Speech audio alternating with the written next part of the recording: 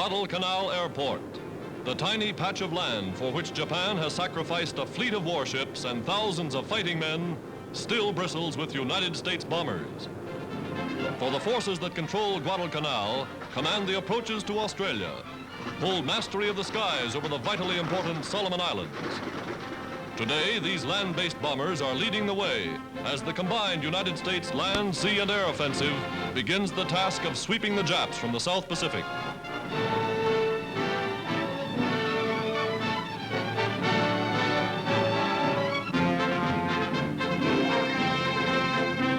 No armchair commander, Admiral Nimitz comes all the way from Hawaii to decorate Major General Vandegrift, whose fighting Marines captured the airfield from the Japs and held it against all odds.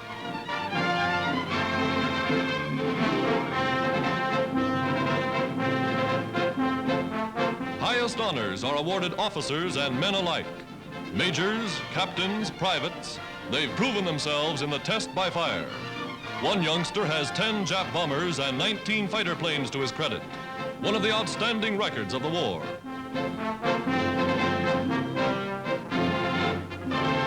These are the men who bore the brunt of the battle. Now, with reinforcements newly arrived, they're ready to push on.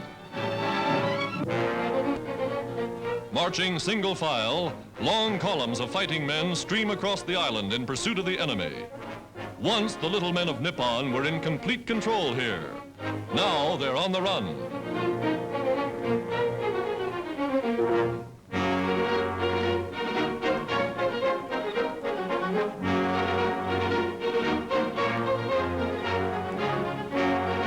Plunging into malaria-infested jungles, the Marines steadily, doggedly enlarge their hold on the island.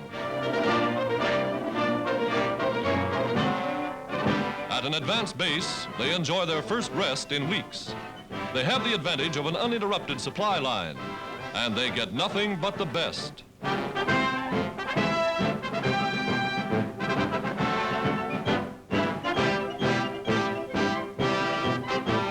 Marines take no chances on being surprised by roving Jap patrols. Any line may be the front line on Guadalcanal, and they dig in as they advance. Machine guns always on the ready. Artillerymen back up the infantry, blasting the Japs from the island.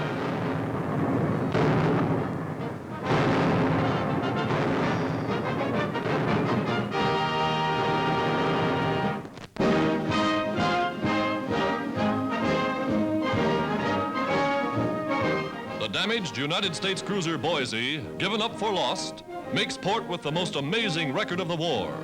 The score, painted on the bridge, 6 Jap warships sunk in 27 minutes. Admiral King, commander of the fleet, comes aboard to salute and decorate her gallant crew. Against overwhelming odds, the Boise skipper, Captain Mike Moran, brought his ship through. And now the boys are ready to go back for more.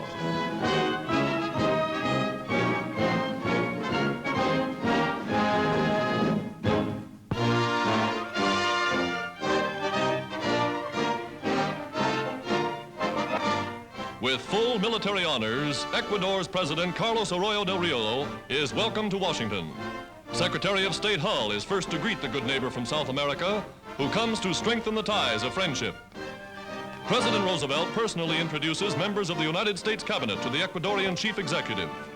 President Arroyo backs up his sympathy for the United Nations with the important coastal and island bases in the Pacific, bases that guard the western approaches to the Panama Canal.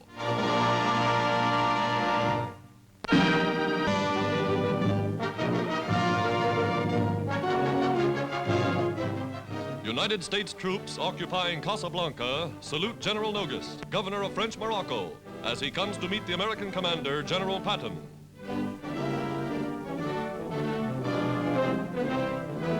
At the Miramar Hotel, headquarters of the Western Task Force, General Patton and French military leaders agree upon terms of United States occupation. Leave the hotel in complete accord. A so-called Nazi Armistice Commission that arrived 2 days before United States forces landed is rounded up. Now, beneath the bayonets of United States infantrymen, they take their exercise.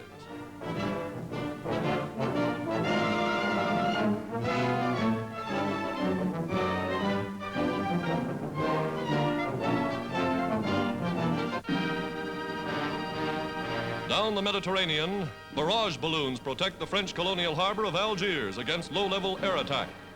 But 16 hours after the Americans landed, authorities agreed to the city's surrender.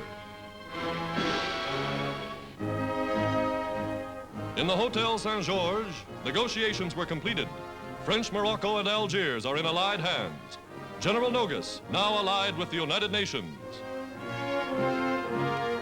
British Admiral Cunningham, United States General Clark, General Eisenhower in supreme command.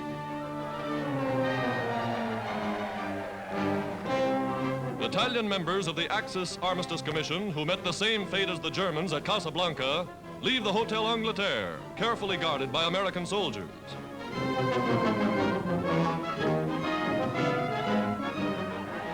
They get a fond farewell from the good people of Algiers.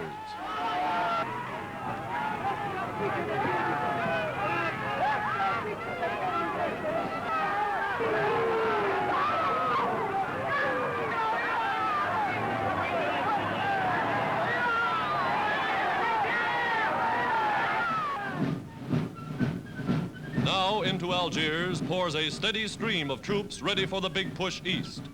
Fighting men of Britain's First Army, veterans of Dunkirk, eager for a return engagement with the Nazis. On to join forces with Montgomery. Their goal, to rout every Nazi from the soil of Africa.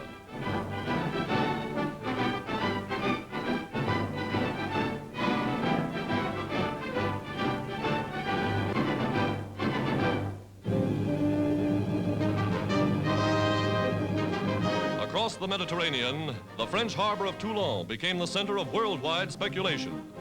For here was the home port of the main French fleet. What would they do? 75 mighty vessels, their guns silenced for 2.5 years. In them might rest the balance of Allied naval power in the Mediterranean.